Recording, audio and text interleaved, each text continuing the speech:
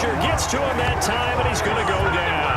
Justin Madubuike coming in to drop it for a loss of 8, and it also brings up 4th. I'm starting to feel for that quarterback back there. I mean, you know me. Normally, don't have a lot of empathy for the QB, right? In this case, definitely he's been under constant duress this entire game. I don't know how he's surviving back there. And to think,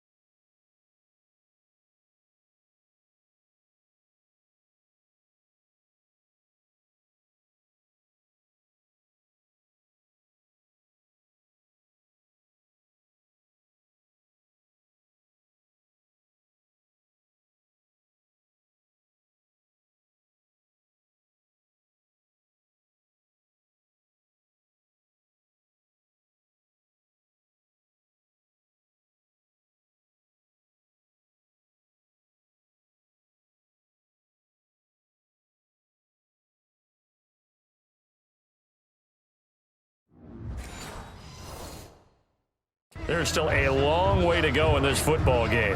Here's Michael Pilardi now as he's on to punt for Carolina. He's been a busy man here in this first half as he gets it away. That's pulled in at the 32. A great return there of 22 yards. And the Browns will take over 1st and 10. Here comes the field general leading his offense back out there for the next possession. And he's been good. 2 first-half touchdown passes, no interceptions so far. Does a lot for your confidence. Does a great deal for your team. Gives them a lead, and they're feeling really good about how they're playing. I think he expects to throw at least another one. I was going to say, now he wants the first-half hat trick, doesn't he? Oh, without a doubt. Go ahead and fling him on the field, folks. He wants that type of celebration. He's going to have the hook up to Ross. This will be stopped about 2 yards shy of the marker. 8-yard gain, 2nd and 2. Brings up 2nd and 2. Well, Charles, I don't think there's any question that this is the biggest moment for any one of these players in their professional career. Nothing else compares to the Super Bowl. And there's no question about it. You're right. Nothing else compares to the Super Bowl. I will say it's possible that we might see a bit of a letdown for such an emotionally charged win in the conference championship. Getting to the big game with a win over your most bitter rival is a Super Bowl caliber win for that team. Now they've got to regroup, retool, and refocus. 54 mark, 54 mark. Check, block 54, block 54. Pick it up, guys, pick it up.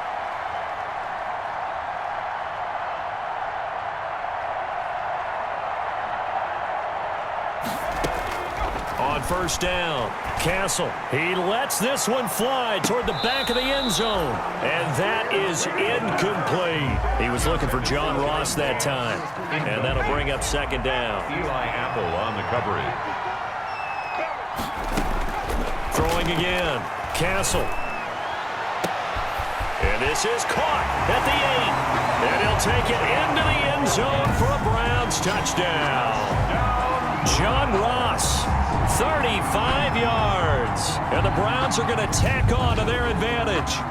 And there they got him the ball. Just get it to him, let him do the rest. You know, he probably said that to his quarterback as he broke the huddle. I like the play call. Just get it to me. I'll take care of the rest of it. Helping out his rack, right? R-A-C? Run after catch, and he loves that, and he's going to carry that in at contract time.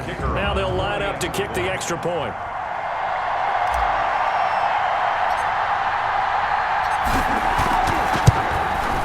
It's good, and they stretch their lead to 28-0 now. Just a 4-play drive that time. And it ends with a touchdown for Cleveland.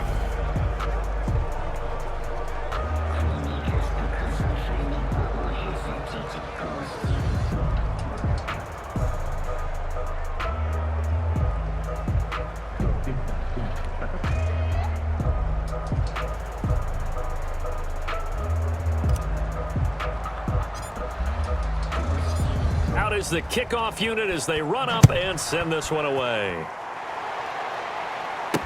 Taken about 7 yards deep, and this will not be brought out. It's a touchback. At their own 25-yard line. Out comes Christian McCaffrey with the rest of the offense. He's just been looking for some space. I'm not going to pin it on him or the offensive line, but they need to get this run game going better. Sometimes you just have to credit the defense. They came in with a plan themselves. So I think now you try and mix things up a little bit. Get the ball in the hands of some other people, find some other playmakers, but always let the defense believe that he's still a threat. I was going to say, don't forget about him. No, don't take him totally out of the game. Now the throw here complete on the right sideline. And he'll get it out near the 40 to the 39. His first catch of this Super Bowl, and it'll be good for a first down. Yard line.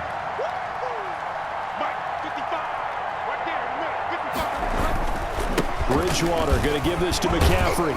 He'll get about 3 as he's brought down right around the 42. Christian McCaffrey the ball. Well, that's just a pile of bodies there, and that's when you kind of find out who's a tough guy, right? Who can stand up and make a play. It was only a 3-yard run, but for both sides, they had to walk away from that feeling like, okay, I can stand up when the going gets tough in here.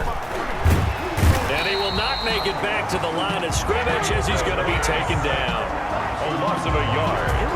And Was it a breakdown in protection? Did the running back not pick him up? What does it really matter? Sometimes it's just a great play made by the defense. Big-time sack.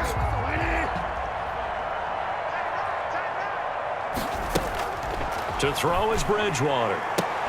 And he fires one that's intercepted. Greedy Williams picks it off. Another day, another dog, baby. Races down the right side. And he takes this one back into the end zone, and the Browns defense has a touchdown.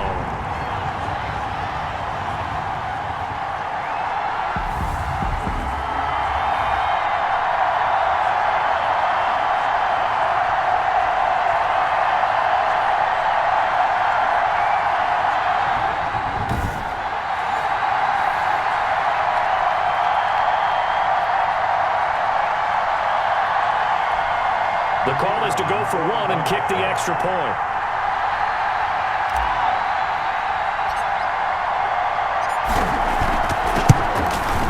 And he's been a busy man, 5 for 5 now as he knocks another one through to extend the lead. So the defense creating some points, not only getting the interception, but then returning it to the end zone for the pick six.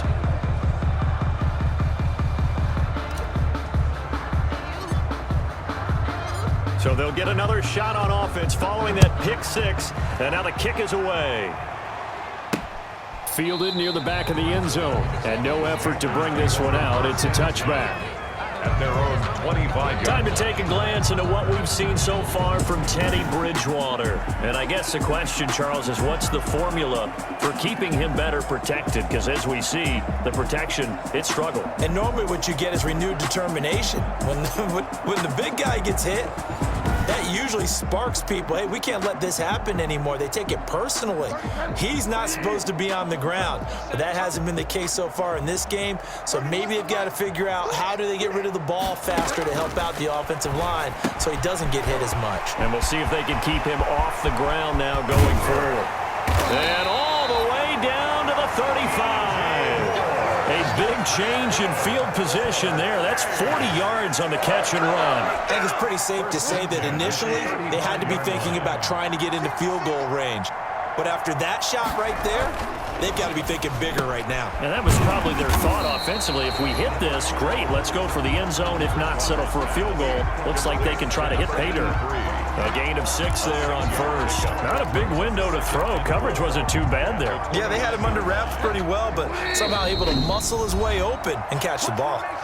Now the Panthers going to use the first of their timeouts, as the stoppage will come with a little under a minute to go in this first half. To throw again on second down. Bridgewater. They'll set up the screen to McCaffrey. And he'll be a couple yards shy of the red zone here at the 22-yard line. The Panthers going to use the second of their timeouts as they get the stoppage with a little over 50 seconds to go in the first half. On 1st and 10, Bridgewater. Toward the center of the field, but it's incomplete.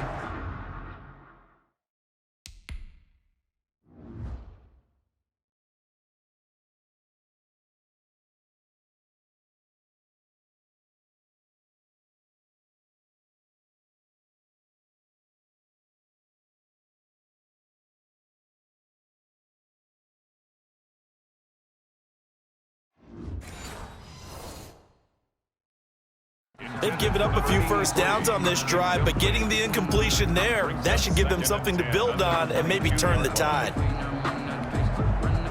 So after the incompletion, 2nd and 10 from the 22. To the air again with Bridgewater.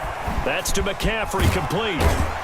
They showed off the athletic juke. Good little gain there. Not a whole lot of real estate, but a nice carry. 9 yards, and that leaves him just short, so it'll be 3rd and less than a yard. And he's got it. And he'll be taken down at the 2-yard line. It's another 10 yards on that one and another first down. Now a signal and a timeout call as it comes with 9 seconds to go in this first half of play. This is 1st and goal and a golden chance to get a score back here before halftime. They'll throw again. Bridgewater looking end zone, but it's incomplete. Incomplete in the end zone. So on 2nd down, the field goal unit is on here as they try to get 3 before half. This is less than an extra point, just a 19-yard attempt. And the 12-year veteran knocks it right through. And they'll get back 3, but this remains a large deficit. Panthers 3.